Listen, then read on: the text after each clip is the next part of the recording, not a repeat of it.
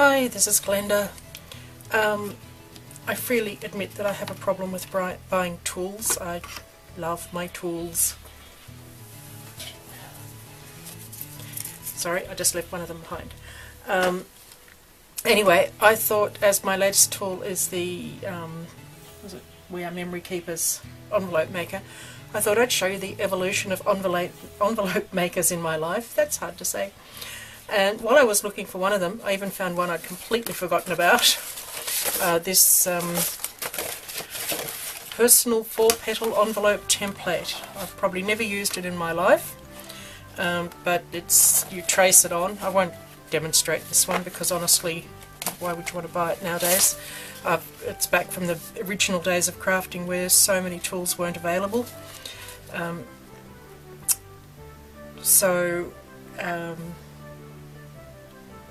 Yeah, anyway, you trace it out and you end up with this 4-petal type of envelope, which isn't ideal for posting. But since it was a discovery in my craft room, I thought I'll share it. It's probably the first one I had. One of the next, well, I suppose this is the next one, the Kreate-a-lope. And once again, I realised I had bought both sizes of it. This, I have to say, is the easiest to use because you do not have to prepare anything ahead, but it leaves torn edges. That's what it's all about. But if you want super simple, then Kreate-a-lope is a solution. That's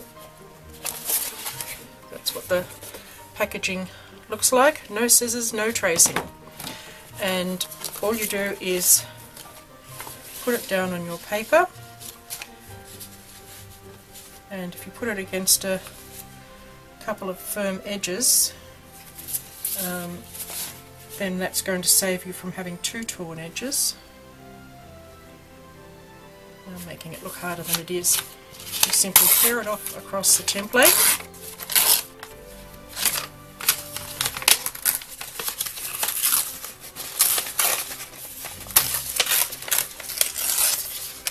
Like that.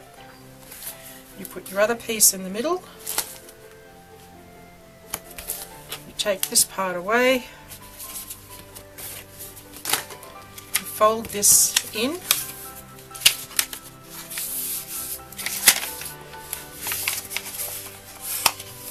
like this, and if you do it more neatly than I've done it, you don't end up with a bulky bit like that.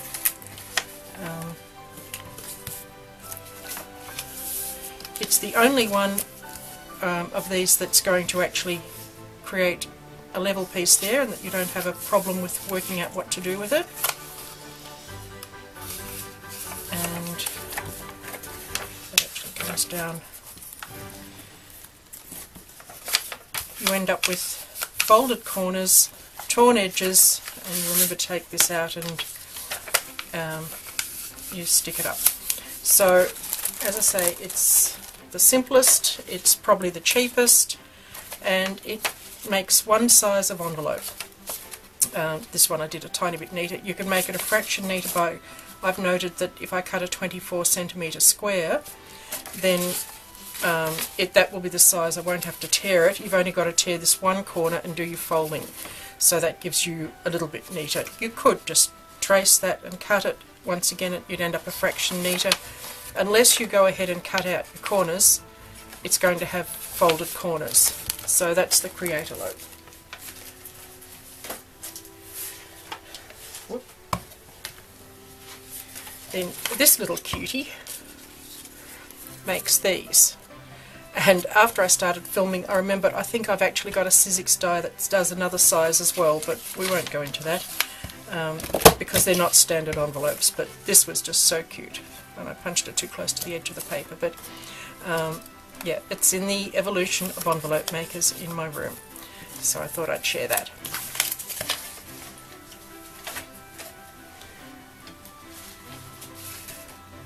The next one I got was the Crafter's Companion, and I believe the style of this looks different now, but they still sell them. Sorry, I thought the packaging was... There we are, that's what the packaging looked like when I got it. One big advantage that the Crafter's Companion has is that it does what they call envelo boxes, and you can have like a little, 3 or 4 millimeter high side on it, so if you're sending bulky cards it will make the envelo box, and I don't think any of the others do that. All of these ones now will give you a guide that you start with a set size of paper. And one thing that Crafter's Companion have is this wonderful sheet that you can download. It'll give you some very basic sizes in the instructions, but you can download this sheet which will give you the measurements and folding for almost any size you can imagine, and that's brilliant.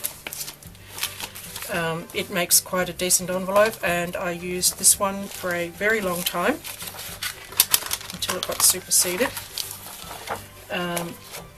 So for a 5x7 I chose the 7.5 by 5 1/8 because it just makes it that little bit roomier for your card, which normally has embellishment. So you start with a 10.5 piece of paper, and it tells me to score on F and G.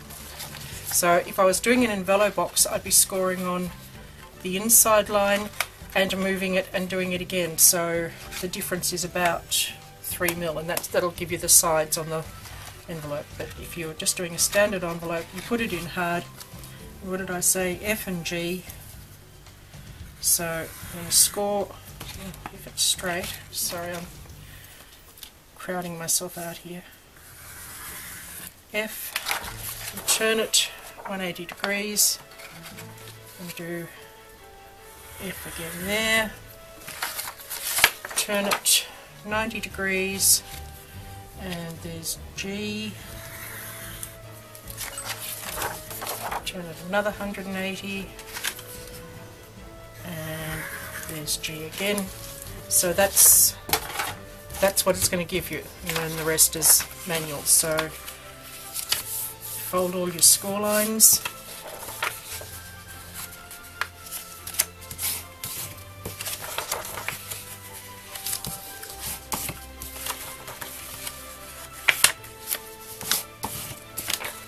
And then you cut. Now all these ones are prepared the same way. You cut out the wedge that you've folded, and I like to do it at an angle, so there's the straight line, so I come in a fraction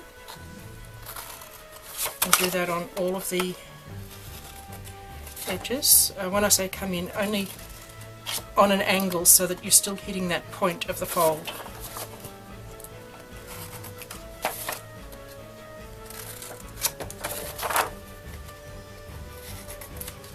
And then you just choose which one you want to be the top. And what I like to do for all of these is I'm using up my single-sided pattern paper. It's not cardstock, it's only paper. It's all patterns that I am never going to use, and in actual fact it got water damaged when my room got flooded, so that it's lost about this much on the edge of each piece of paper, which is just about the amount you have to cut off to make envelopes.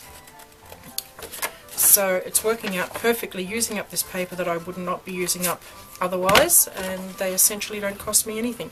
So yes, then you curve what's going to be your top flap and use a corner punch with the scraps. Now you fold it in, and all of these have this flap left. So what I like to do is fold it down, because you can see where to line it up more easily, and then you're just going to fold it back in under. So then you put your glue on,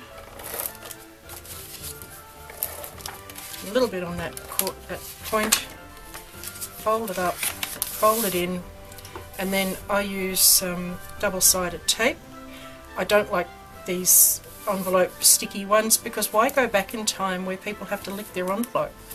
That seems silly, and you've got to have something. If you're giving your cards away, not written on for other people to use or selling them, you need something that they can use easily. So this is the enveloper.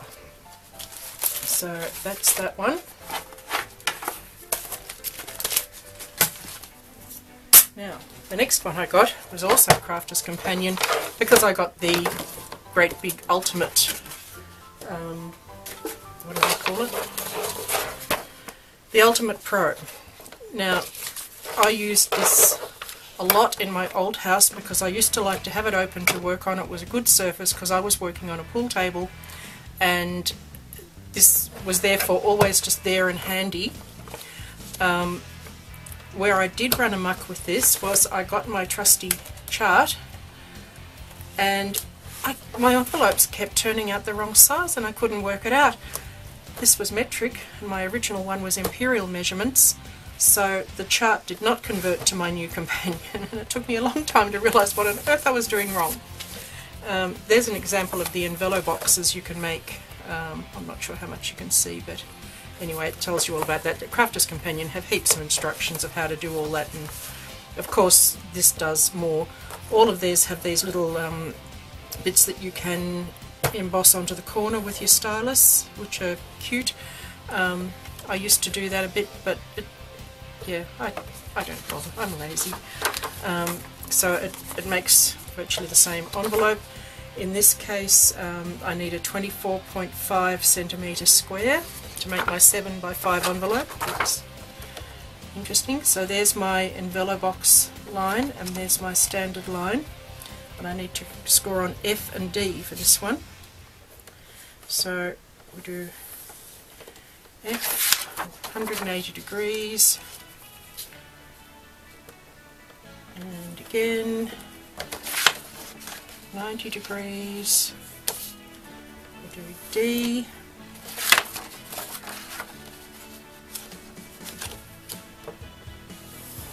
like that, and then it's going to be the same as the previous one.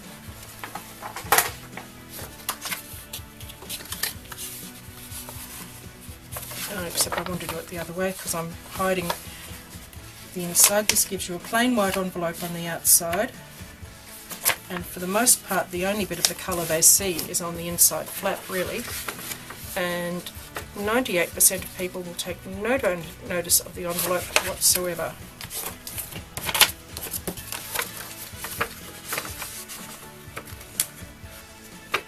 And obviously if you decorate the envelope they're going to take more notice, but for what I use my cards for, this is fine for me, and if I want to go the extra step, I can. I can stamp on it before I assemble it all, or anything I like. You can emboss them, dry emboss them. So again, cutting out the little wedges.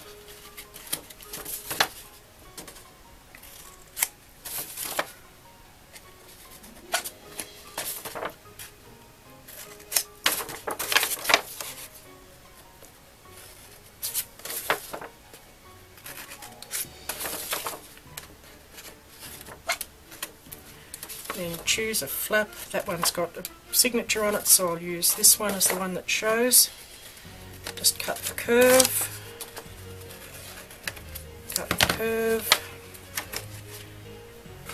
round the top, get rid of the scraps,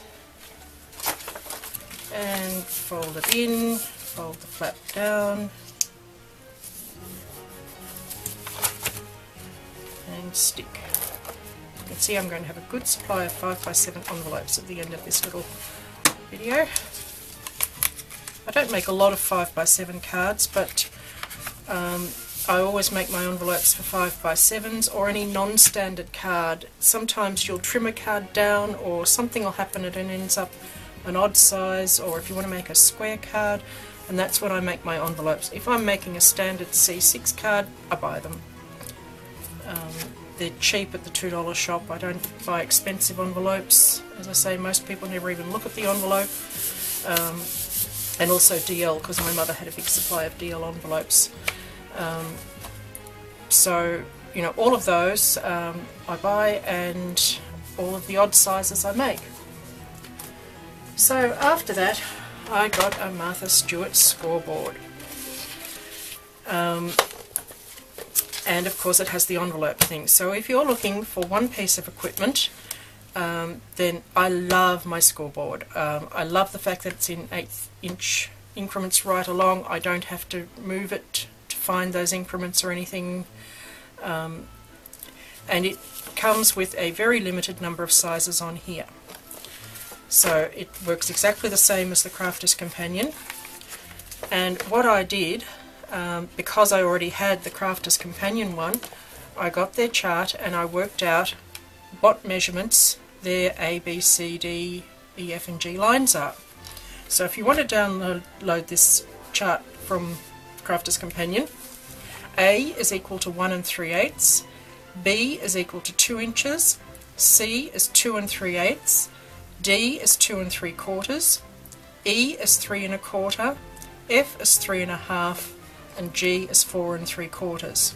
And then you can use their chart to make anything. So once again, there's my square already cut. For a 5x7 you score it 3 1/4, 3 1/4,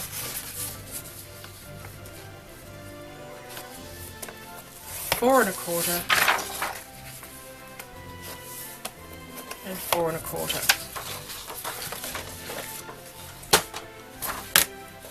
Once again, that's all it's going to do for you. You do the rest manually.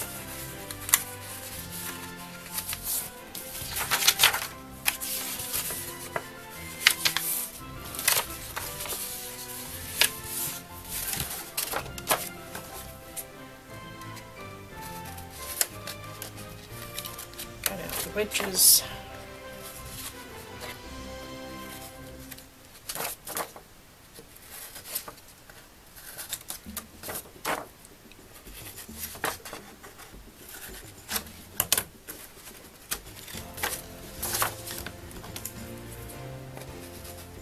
Round the corners.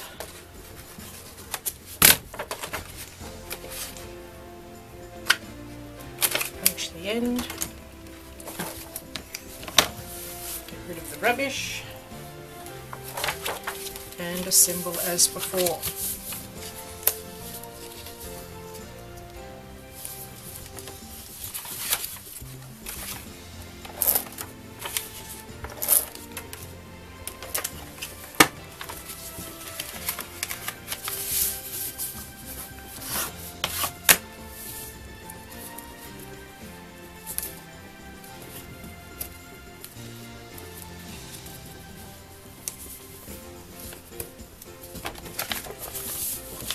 Okay, so what I just got, of course, is this one.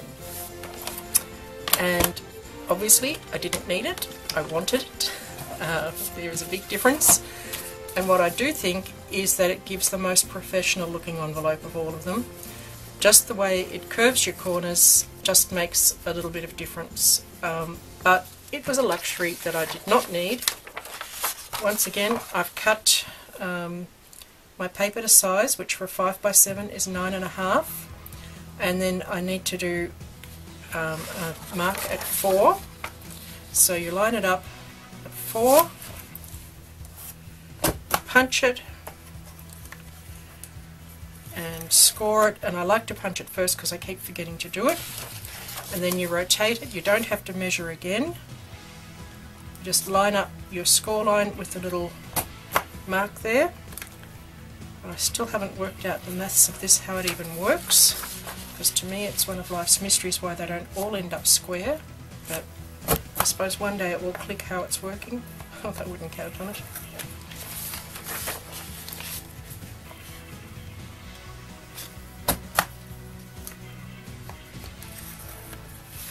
So there's my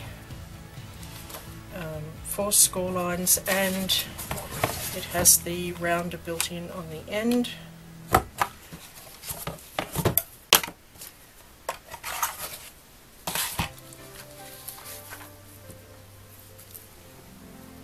It still has rubbish to get rid of. I should have kept that out.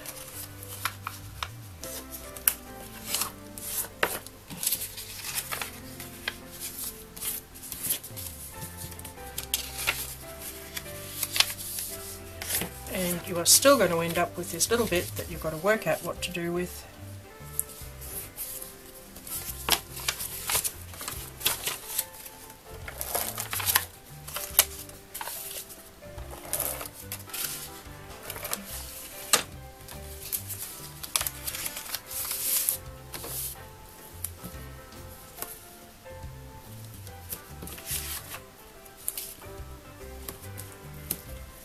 And there we go.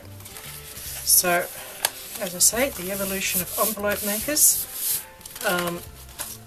This last one, as I say, I think does the most professional results. The Martha Stewart is two tools in one because it's your scoreboard as well, so if you're on a budget or limited for space, I'd say that's the way to go. The Crafter's Companion, either of them, if you want to do envelo boxes, then they're the way to go. And also I think the enveloper is quite cheap. The Ultimate Crafter's Companion was not. It was very expensive. And I honestly never get it out anymore except for this. Kreate-a-lope is the absolute simplest, so maybe if you're working with children or something, that could be a cheap, easy option.